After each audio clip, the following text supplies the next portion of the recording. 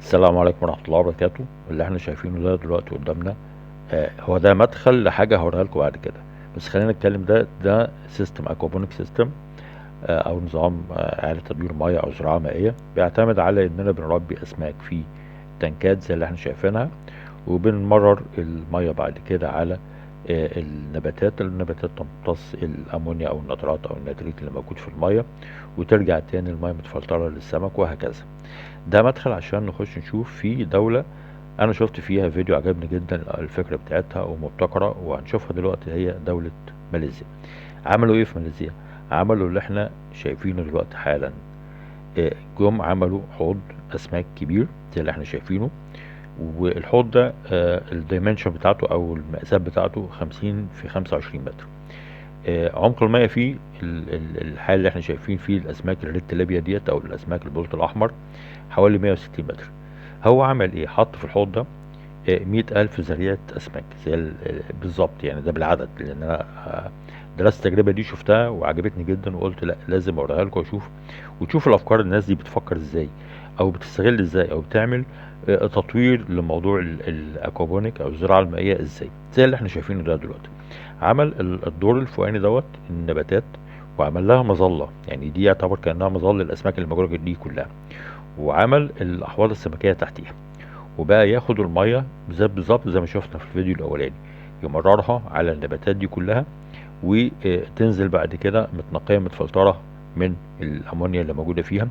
بل كمان الشلال اللي هي بتعمله ده بيخلي الاكسجين في المية دايما متوفر، ويقدر من غير ما انا اعمل بلورات او ديفيوزرات او ايا كان اللي بعمله او بدلات، اربي كمية اسماك. طب هو حاطط ايه في المتر؟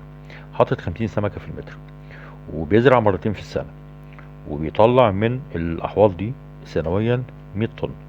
طب نيجي نشوف النباتات الأول، أو النبات اللي احنا شايفينه ده عامله ازاي، وده عبارة عن ايه. ده نبات اسمه بيجاجا، أو بيسموه هناك عندهم جيتو كولا.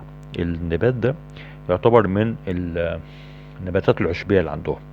هو بيخش في المطبخ، بس أهم من المطبخ بتاعهم هو بيخش في تركيبات للعلاج الحروق والجروح وامراض الجلديه زي الاكزيما والصدفيه وكده.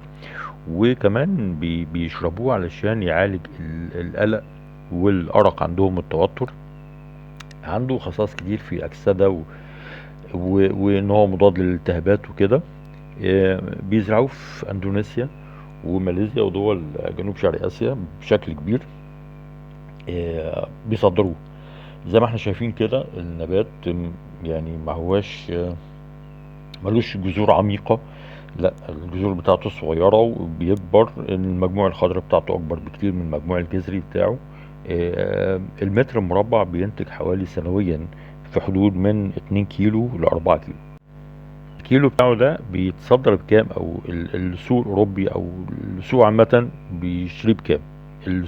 الكيلو بتاعه من 30 دولار ل 50 دولار، وده بيتوقف على مواصفات المنتج اللي طالع دوت، والجهه اللي رايحه لها هي اللي بتسعر في المتوسط تقريبا كده حوالي 40 دولار. طب هو بينتج قد ايه من المزرعه دي؟ بينتج سنويا حوالي طن ونص. لما تيجي تتكلم فيه تلاقي ان هو انتاجه في السنه 60,000 دولار. طب نرجع تاني بقى نشوف الاسماك اللي هو بينتجها دي. عنده هنا الانتاج السنوي بتاعه زي ما قلت لك ان هو بينتج حوالي 100 طن اسماك ريد تليبيا.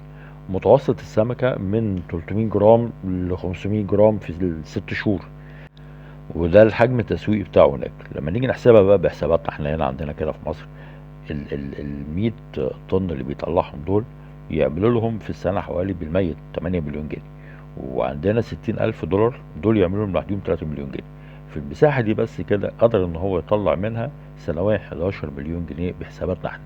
عجبتني جدا الفكرة ديت، ان هو ازاي طبق الاكوبونيك سيستم بشكل احترافي فعلا في مزرعة زي كده. هو انا بس انتقادي لهم في المزرعة دي ان هم مستخدمين، يعني هو عامل الاسوار دي ارتفاع 3 متر. طب عاملها ليه الارتفاع ده كله؟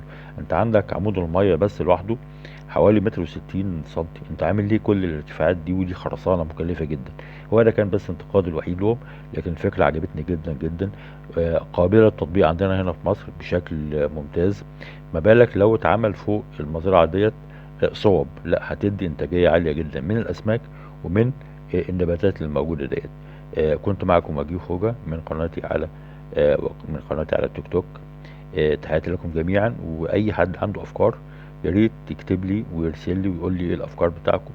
وتحياتي لكم جميعا. كنت معكم وجيه